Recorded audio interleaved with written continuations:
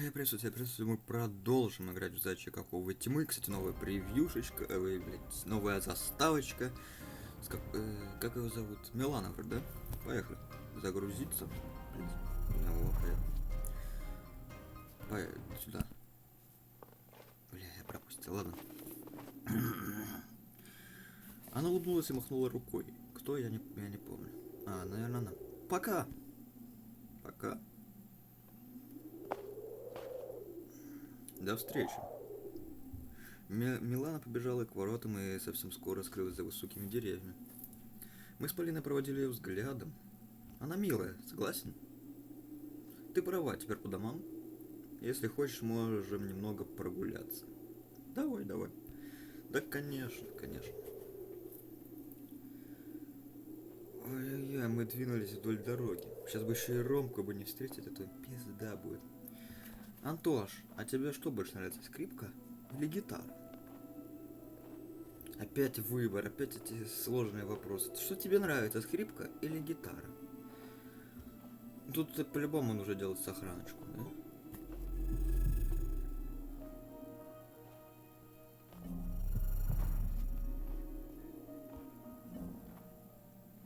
Мне кажется, ли у игры нет тупо звука или что?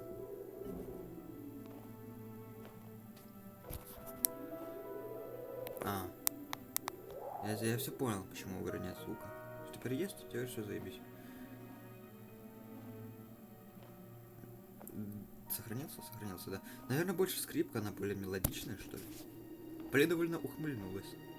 Вот и я так думаю. Хочешь, я тебе сыграю? Что, сейчас?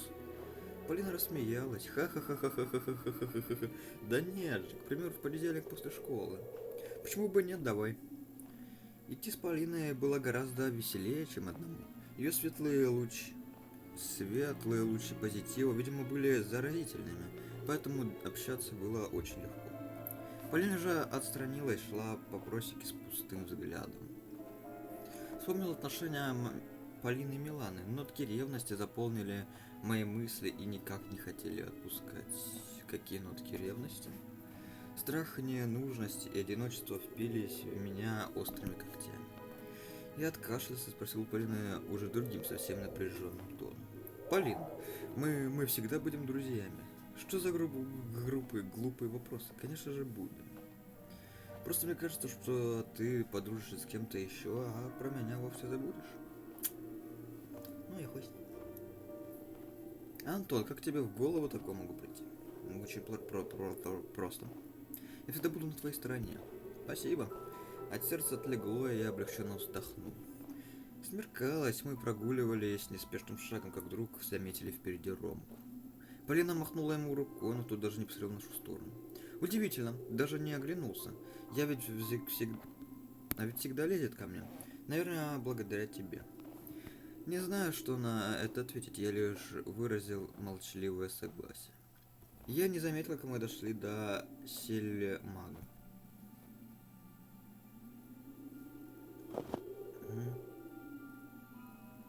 Ну что ж, встретимся завтра в школе. Полина помахала ладошкой, попрощавшись. Пока. Пошли дальше. Пока! Сейчас нас тут Ромка съест, да? Полина ушла восвояси, я побрел домой по заснеженной тропинке. Я вновь остался один, прогулка заняла большое количество времени, поэтому на горизонте уже красовалось закатное солнце. Снежинки сыпались с неба, иногда падали мне на лицо. Я ускорил шаг, чтобы мама с папой не переживали. Ой, дорога казалась очень скучной и слишком тихой. Лишь вой собак и карканье ворон периодически доносились издалека. Ебать красивая, конечно, тропинка, а? Где-то в чаще ухала сова, сука, блять. Я засеменил по тропинке сквозь знакомые деревья. О, как быстро так. Что за куда? Быстро как-то все. Как только я зашел в дом, меня сразу обдало теплом и запахом чего-то очень вкусного. Из кухни выбежал Ола и радостно крикнул маме. Тоша вернулся, мама, Тоша вернулся. Мне даже показалось, что я увидел маленькие искорки в ее глазах. Она вновь побежала на кухню. Всем салам, кого не видел. Антон, почему ты так долго? Тебе повезло, что отца дома нет. Если бы узнал, тебя бы влетело. Пока что от отца мне не от отца мне ничего не влетало. Пока. Раздевайся, иди кушать, а то остынет. Хорошо. Я быстро исполнил мамин приказ, снял шапку, ботинки, повесил куртку. Что за... это типа воду такую, ржавые трубы. Я, кстати, удивлен, а как в доме посреди леса есть вода и электричество? Я что-то не вижу. Хотя, может, что-то просто не догоняю, может, что-то не заметил. Наверное, так оно есть. Я шел в ванную комнату, быстро помыл руки и направился на кухню. Сначала, на мой взгляд, упал на окно. Оно напоминало темный холст, словно на нем на меня смотрел черный квадрат. Малевич. Ну ладно, на столе красовалась тарелка с горячим пюре. Не удивлюсь, если соль она опять не добавляла. Внезапно я вспомнил, мама велела выпить таблетки, но я этого не сделал. Если он узнает такое, нагоняй меня устроит. День был длинным, хотелось скорее поесть и лечь спать. Я взглянул на Олю. Антон, чего стоишь? Ну, бери же вилку поживее. Пюре есть вилка. Хотя какой она концентрация. Тоже. Я достал вилку из ящика под вопросительным взором мамы. А чё за вопросом там? Приятного аппетита. Спасибо. Приятного, Оль. Мама лишь смирила нас взглядом и ушла в комнату. Ну и иди дальше, смирись. Мы же с Олей остались наедине. Она с аппетитом ела пюре и запивала его компотом. Оля первая нарушила молчание. Ну что, как день провел? Ну так, интересно. Я вот, например, читала маме книжку про Буратино. Ты читать умеешь? Сколько тебе лет? Молодец. Слова иссякли, хотелось только спать. Но я не подавал виду и старался выглядеть заинтересованным. А я девочкам помогал классу крошить снежинки, там вырезал. Постер клеил. Понятно, что тебе кто-нибудь нравится? Пу-пу-пу. Сейчас узнаем. От неожиданности чуть не подавился. Ну, я с девочкой одной гулял. Она красивая? Наверное, да. Блять. Я покраснел, там было написано. А ты покрасила, ты же красивая. Оля, блин, ну натуре, что это такое? Она хихикнула и залпом выпила компот до дна. Нихуя себе. Чё, к водяре готовишься, да? Вскочила со стула, она спросила. Что спросила? Тоша, пойдем мультики смотреть. Пойдем. Ладно. Оля, я устал, давай завтра. Ты завтра в школу идешь, а я одна весь день буду. Ну пойдем. Мне не хотелось сократить сестру, но желание поспать было сильнее. Потом, Оль. Ладно, нарисуй тогда с динозавриком. Утром нарисую. Она капризно надула губы нам и нахмурила брови. Эх, мама зашла в самый подходящий момент. Что-то как это близко мама зашла. Ну почему не по комнатам? Антон, тебе завтра в школу, ты уроки сделал? Уроки, ну ёб твою мать, точно. Хотя уроки для меня никогда не были пределом проблемы. Потому что я их не делал с класса 6-го. 7-го. Да, 7-го. Получается, что я делал? Я делал только алгебра. И вроде русский. Ну, короче, математику, всю вот эту там геометрия, алгебра, потом там еще и русский. Ну, русский я в 9 классе и забил. Со всеми этими... Ой, не в 9, в 8, блядь, даже. Со всеми этими хлопотами я забыл про уроки. Я сделал. Мама нахмурилась. Что я говорил? Ну-ка, марш себе в комнату. Мама, Тоша не хочет со мной мультики смотреть. Иди, Олег, себе в комнату, не мешай брату. Ну ладно. А мама двинулась в гостиную. Тоша, пойдем со мной, пожалуйста. Вдруг снова слова прилетит, да, сова. Она не прилетит, она прилетит, я знаю. Нашли, как сестры полились серебристые ручейки. Какие совы, какие ручейки. Не плачь, можешь, я тебе книжку почитаю. Оля немного успокоилась, сказав: хочу. Чё хочу? А, книжку хочешь. Я провел за сестрой по лестнице, предварительно включив на кухне свет. Выключив на кухне свет, да. Я ушел Олю, и она зарылась носиком в свою его любимую мишутку.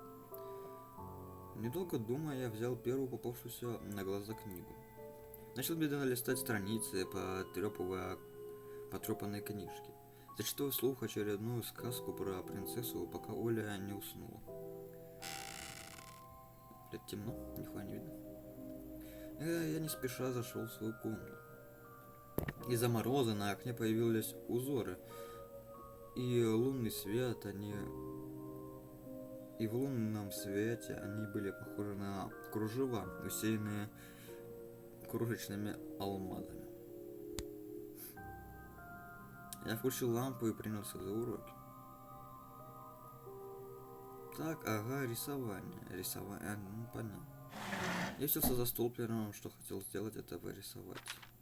По зонам задали портрет человека, но вот руки сами потянулись к серой краске. Портрет? Чё? Портрет это ж люди, это ж, ну, блядь, это не то. На белом листке появился волк. Он сидел на задних лапах и пялился прямо на меня. Вместо глаз дыры от пули. Вот это скример, а? Привет, батя. Антон! Я не заметил, как папа пришел в комнату. Ты почему не спишь? Ложись спать, уже поздно. Ты давно приехал? Несколько минут назад, давай ложись. Да, блять, мне уроки делать. Тут волки, собаки, псины, мамы, Оли и все остальное, совы. Батя только пришел, сказал ложиться спать, я ушел и все. Папа медленно покинул комнату, скрипнув напоследок дверью.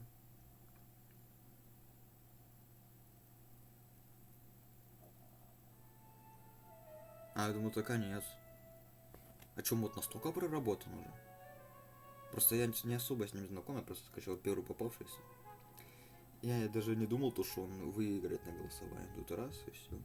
Я положил очки на приквадратную тумбу. В окне стало очень темно, за окном было слышен ветер, шелест листьев и вонь невидимых оборотней. В голове заиграла знакомая мелодия. На душе стало так спокойно, будто я вновь оказался в том холодном заснеженном лесу. Как может там быть спокойно, я не знаю. Я бы обосрался, пересрался и сдох.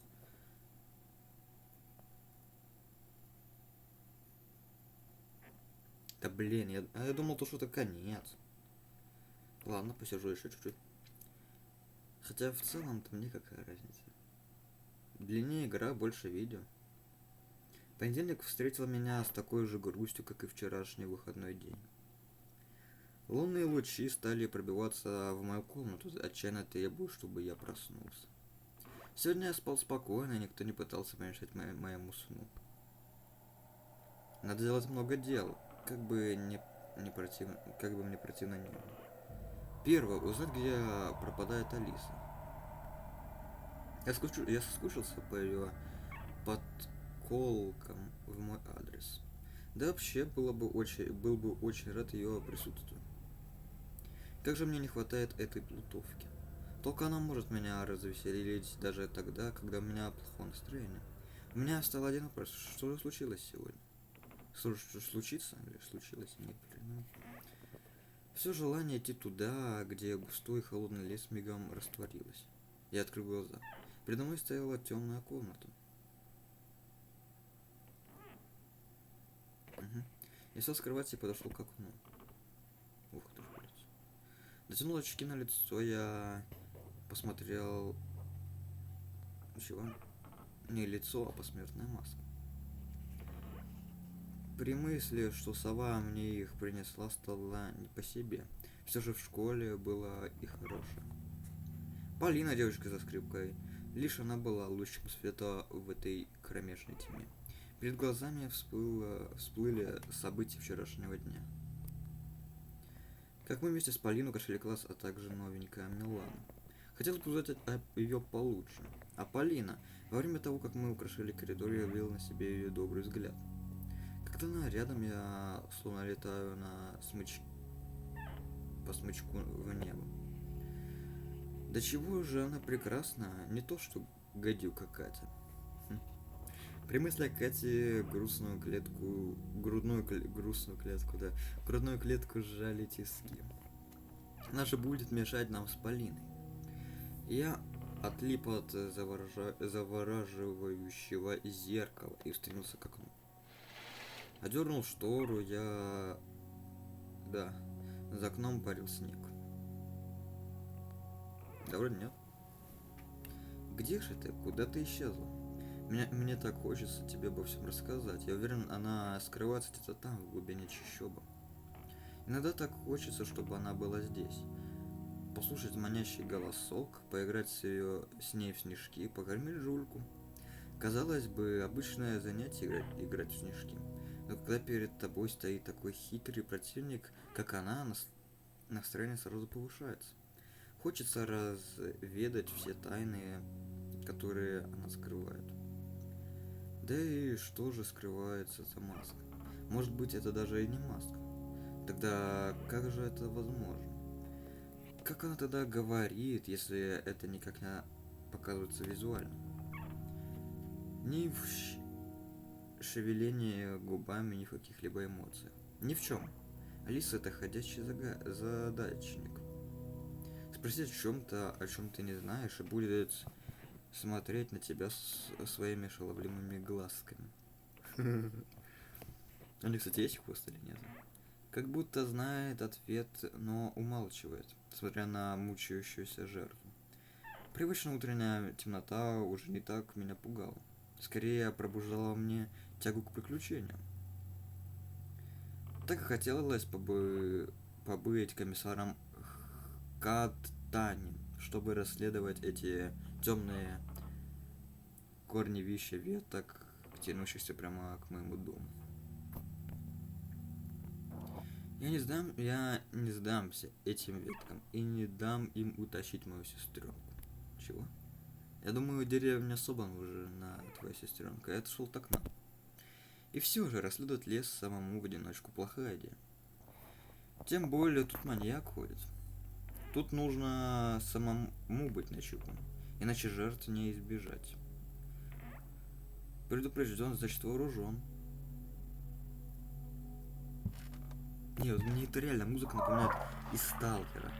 Вот это видите? Ну, не загрузочного, там где еще труба дымится, все интересно. Спустившись с лестницы на первый этаж, я первым делом сходил в ванну. Как-никак в школу идти лучше чистым и опрятным. Как следует умывшись, я встал перед дверью. Что же выбрать? Вроде где-то в холодильнике завалялось тесто для блинчиков. Помню, хотел приготовить блины, только вот получились они, мягко говоря, не очень. Возможно, самое время исправить старые ошибки. Взглянув внутрь, я достал тесто для блинов. Опа. Геймплей. Новый. Подошел к плите, положив тесто рядом. Включить.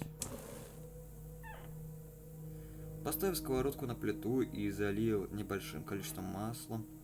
Что если попробовать пожарить блины необычным способом? Видел как-то в одном фильме способ подкидывания блинов. Это было то еще зрелище. Не думаю, что это хорошая идея. Ну что ж, работает профессионал.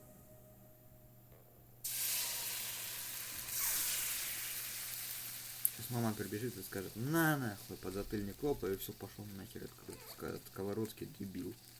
Я достал с верхнего ящика бокал и заварку. Через пару минут на моем столе красовались приготовленные блины и свежий заваренный чай, пахнущий ежевикой.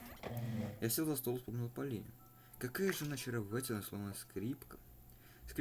Скрипка привлекает своей мелодичностью и прекрасным сочетанием, в то время как гитара безупречно играет единолично и ничуть не уступает той же скрипке. Особенно, когда на ней играет прелестная девушка. Так, стоп. Опять я мыслю не в том направлении. Надо быстрее закидывать все в топку и топать в школу. Иначе мне труба от Лилипова. Съев остатки блинов и запив чаем, я направился в гостиную. Надев шапку, свою серую куртку и черные сапоги, я взвалил на плечи тяжелый от учебников рюкзак, открыл дверь и направился на встречу неизвестности. Пипец, а мод-то длинный. Я думал, что, помните, в Алису играли в другую, там было серии 1-2. Тут это, получается, уже 3. Мрак окутал деревушку с новой силой.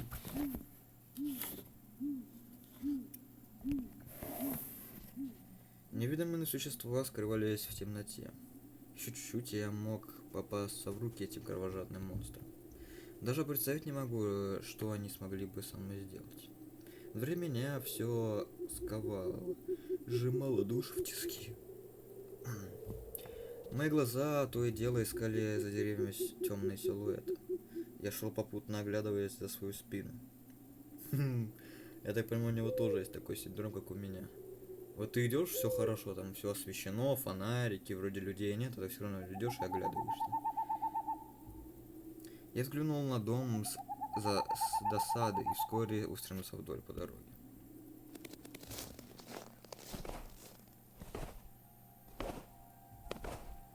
Мало ли, вдруг кто-то за мной увязался. Никого, к счастью, не было. Но не покидало ощущение того, что за мной следят. Только не идут за мной шаг в шаг, а прячутся в темных кустах. Алиса? Ох, как бы я хотел, чтобы она снова, чтобы это была она. Кто бы это ни был, я... Блять, включилась нахуй, я испугался.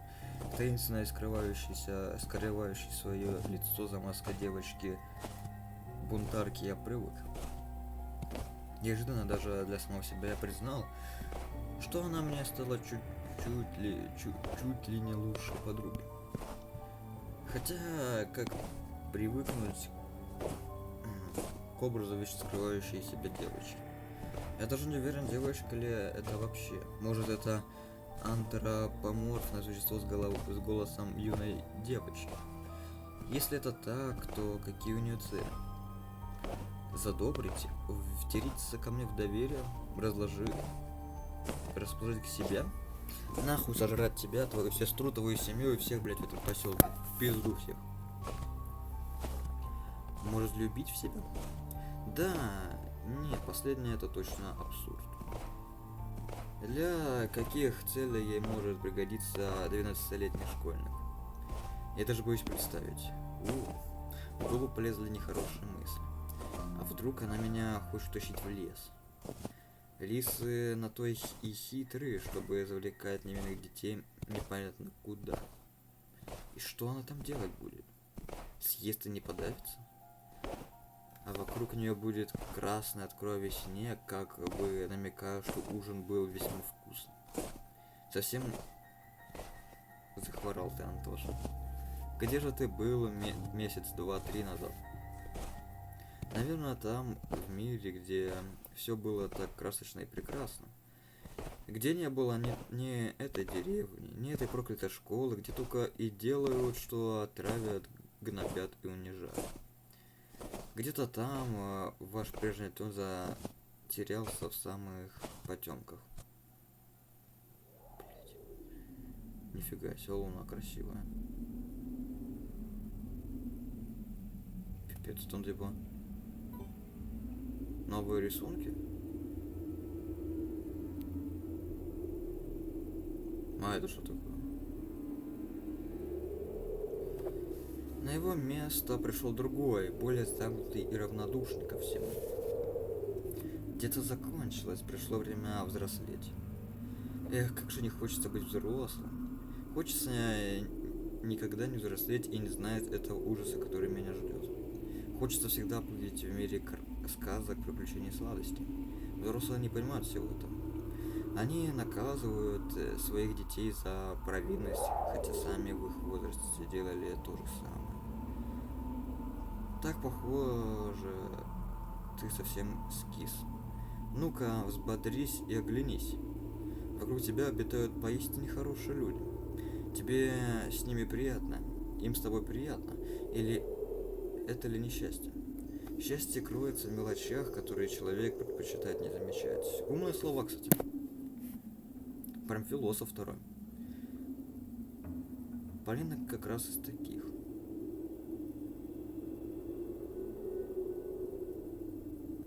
Девочка мечта каждого мальчика. Умная, красивая, привлекательная, просто ангел. Она и утешит тебя и подбодрит добрыми словами и совет даст, как себя побороть. А прям вообще супермен. Из него выходит хороший друг и отличный напарник. Но чем больше я так думаю, тем чаще я забываю, что она все-таки лишь человек. Ну да, это идеализировать людей это такое себе на самом деле. И у нее могут быть такие же проблемы, как у всех других. Она также может за что-то переживать, чего-то бояться и стесняться. Все мы, в первую очередь, люди. Мы не герои со сверхспособностями. Но мы также можем поучиться у таких людей, как Полина. Мы можем научиться быть добрее к тем, кто находится с тобой рядом, будь то друзья или родственники. Научиться сдерживать себя, когда того требует ситуация, и отстаивать свое мнение. Порой у таких людей бывает очень развито чувство одиночества. Такие хорошие люди и страдают больше всего. Может быть, может быть.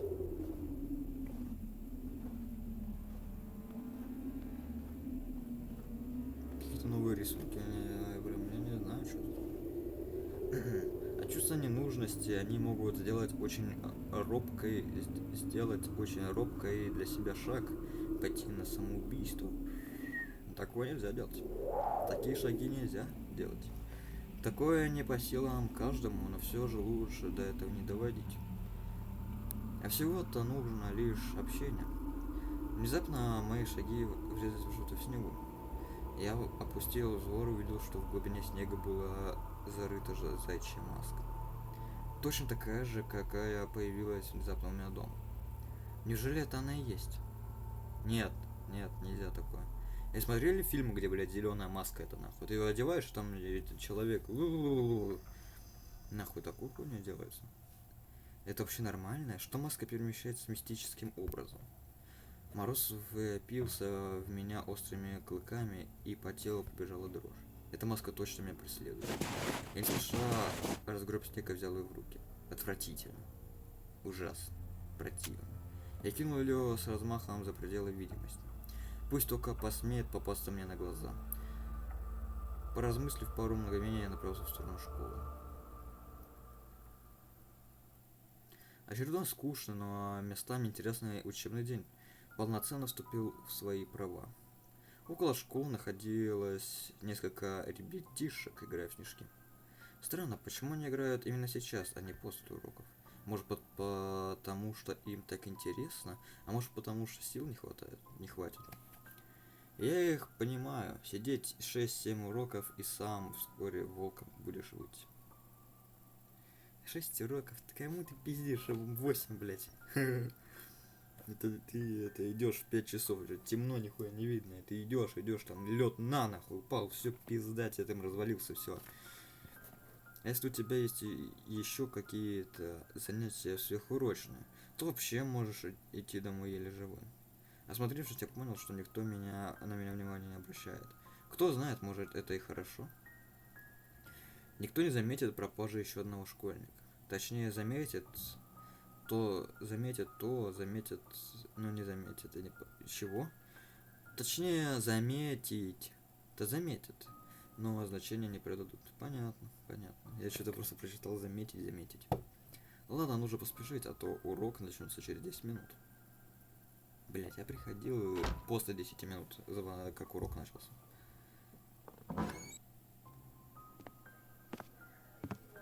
внутри стояла целая катавасия из учеников. Я не знаю, что такое катавасия, поэтому объяснить не могу. Все спешили по своим классам.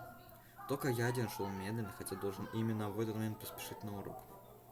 Проходя доску с объявлением, мой взгляд сконцентрировался на листочке с пропажей Семена Бабурина. И ты тоже пропал после нашей драки на дороге. Может быть, это даже и хорошо?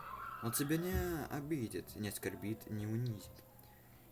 Такие звери не должны жить на этом свете. Они не понимают людей, предпочитая ставить себя выше их. Они должны быть наказаны самым жестким путем. Зато они узнают все то, что я пережил.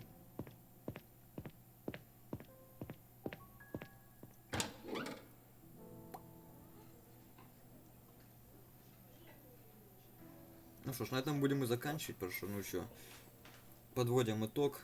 Все ясно, все понятно. Идем дальше. Блять, промахнулся. Сохранить. На нахуй. Все, спасибо тебе за просмотр, приятель. Рад с тобой увидеться. Пока.